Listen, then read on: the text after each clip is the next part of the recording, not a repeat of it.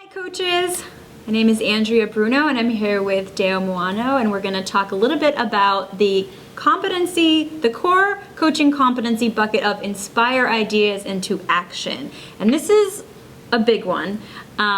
When we talk about inspiring ideas into action, it's moving from the exploration and the curiosity pieces, everything that you're exploring with the students, and trying to then translate some of that into actual action, because ultimately what we want to do is inspire the students to then make progress, sit down and do the work, and approach the work in a way that's authentic to them, that works for them, map out plans and goals that work for them, and then you want the rubber to hit the road at some point. So the ideas into action is taking the exploration mode and creating something tangible out of it. And one specific thing we're going to talk about in this bucket is making connections for the student and using the art of positive confrontation. Yeah, I think just like what Andrea just said, I think this is probably like after all the other competencies are aligned, it's being implemented, and it's, you're getting to know the students and everything is good, the relationship is moving. Now it's like, okay, we got to get going now. You have to put in the work. You got to move forward. And you as a coach, you're there really walking alongside them, especially for the students that get stuck, for the students that don't have the tools in order to move forward, for the students that can't identify the tools to move forward. A lot of times, some of our students, they get stuck in a lot of different things. They can get stuck inside the project. They can get stuck finding time. They can get stuck feeling unmotivated. They can get stuck. I mean, you have probably all the example based on the students that you've been working with. So one of the things is how do we help students get unstuck? I think the big thing is really leveraging who the student is as you're working with them. But then outside of that is really finding and identifying those components that are actually contributing to where they are at that moment or that week or that month, because some of the students, they go on for a very long time. But also utilizing the relevancy of what the program represents to them in order to ignite. But the ignite is only one thing, right? So the ignite is like, oh, I'm going to be able to do this now. Oh, this week, you know what? I'm going to kick it. That's still, like they're saying, okay, this is what I'm going to do in order to move forward. But then I think it's important to explore what are they actually going to do in order to get unstuck. So, if it's time issue and time management, you have to explore what does it look like for them to have free time? Where is their time being taken at?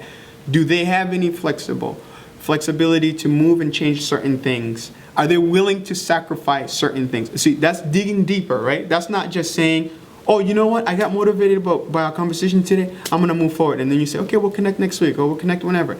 It's important to dig deeper in finding what is it actually going to look like, that transformation that they're saying that they're going to do. And then as they begin to map it out, sometimes it comes naturally from them because they're ignited and they're motivated and they're saying, I'm going to do this, I'm going to do that. As they start coming out from them, you're actually also challenging them. And you're asking them, what is that going to look like? Well, so if you did this, what are you going to sacrifice? Or how are you going to feel when you're able to get from this point into that point? So now you're beginning to discover the action, like what Andrea was saying, like when the tire hits the rubber, now it's like, okay, we got to get moving. And the more you explore that, the more you can utilize based on how you've known the students in order to actually challenge them and then keeping them accountable to it. For some students, they might actually seek us out more around once they've identified those challenges to say, hey, you know what, I actually don't really know what that's going to look like. And that's when we can tap into the resources that we have and the resources that CFA has in order to recommend them to the students so they can try it. So I know that Andrea has probably experienced this with a lot of her students too, so I'm going to pass it back to her so she can explain some of the experiences that she's had. The idea into action, one thing that comes up for me is you have a student that maybe is talking the right game, has a lot of great ideas, but maybe week after week, you're not seeing the progress, or maybe you had a really great plan and then they didn't follow through on it for whatever reason. Mm-hmm. So I've worked with a student before where it was actually months of good talking, good conversation, good ideas, but wasn't translating into action. Mm-hmm. And so for me, I recognized that pattern and I just named it with him on the call and said, this is what I'm seeing. Mm-hmm. What are you seeing? And then let's explore together what the gap is. What would bridge, this gap? And then in a different conversation, I actually found myself feeling a little frustrated because I felt a little, what else can I do? What else? We've already talked all the things we can say. And so I just was honest with him. I said, everything you need to do. We have explored a lot of possibilities, and you have these great insights, and at some point you have to take those insights and run with them and just see what happens. So in a very coachy way, I kind of just said, just do it already. Let's just go and try something. But from a strengths perspective, because I said, how to do this. You have all these great ideas. They're coming from a good place of insight into yourself and what matters to you. And now it's time to put them into action. You just have to take a step. And just kind of being honest about where I was, saying, I don't think there's anything else to talk about. We just got to take a step, was exactly what he needed to hear, because the next week he actually submitted some work, and I was like, okay, that was great, So I think just being honest and naming what you hear is important, because I think some coaches, when it comes to the idea of naming maybe a bad pattern that we're seeing, and I put quotes because I think that's kind of a judgment, right? If we're putting judgment on it, we're afraid to say, oh, I don't want to point out that they're doing something wrong. Well, it's not that they're wrong, they're just not making progress.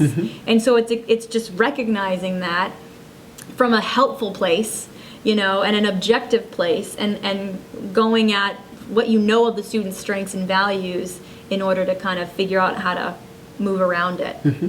Yeah, I completely agree with what Andrea is saying, because sometimes you might have a student that's actually showing up to the call. They're doing whatever they need to do in order to continue to be engaged in the program, but they're just not making that progress. And I think looking at different outlets of utilizing in order to further the conversation beyond just the idea of doing something, but actually exploring the execution of it is the best way to approach it.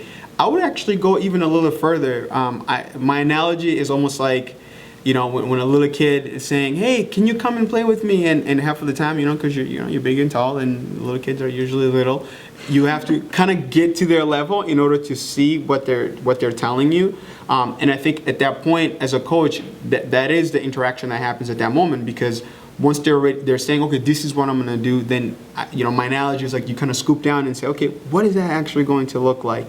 And as they're explaining it to you, that's your moment to challenge it. We call that positive confrontation, to challenge it and say, okay, when you say 10 hours this week, or when you say you're going to bring your laptop to work, or when you say you're going to substitute your TV time for CFA, what is that going to look like, and how are you actually going to feel when you are, doing what you're saying you're going to do?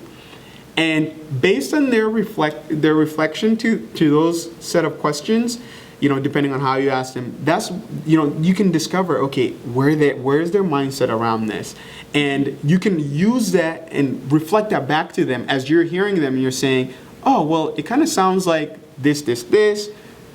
Are there other alternative? In the scale of 1 to 10, what do you think the likelihood of you actually executing what you're saying? So you're beginning to live in the execution, right? What they're saying that they're going to do, you live in there, and what you're doing is you're challenging what they're saying in a positive way in order for them to take ownership in actually getting those action items done and moving forward. And you might even ask a question like, what would you see preventing you from being able to carry that out? If they kind of have a plan in mind, you might say, and who can help you achieve this plan? Or it's kind of asking questions in order to make it more tangible. For sure. I agree with Andrea on that. I think it's obviously, all of our students are different. Every scenario is different. But I think as long as you have a different perspective on how you approach the actual implementation of this part of coaching, the better you can utilize it as it's happening. Because sometimes it's all in opportunities, right? So sometimes in the midst of that conversation, the student might say something that you can actually leverage, or you might be able to dig deeper.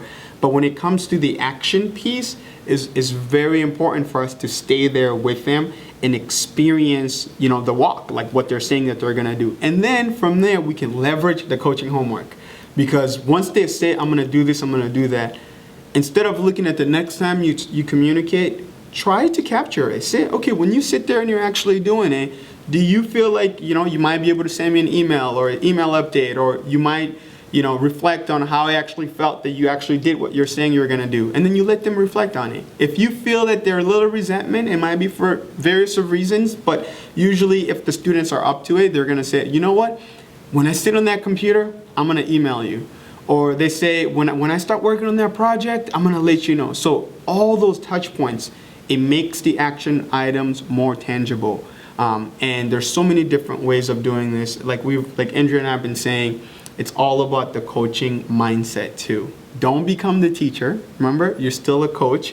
You're working alongside them, but you're challenging them on what they're saying that they're going to do, so they can pick and choose what's best that's going to work for them in order for them to move forward.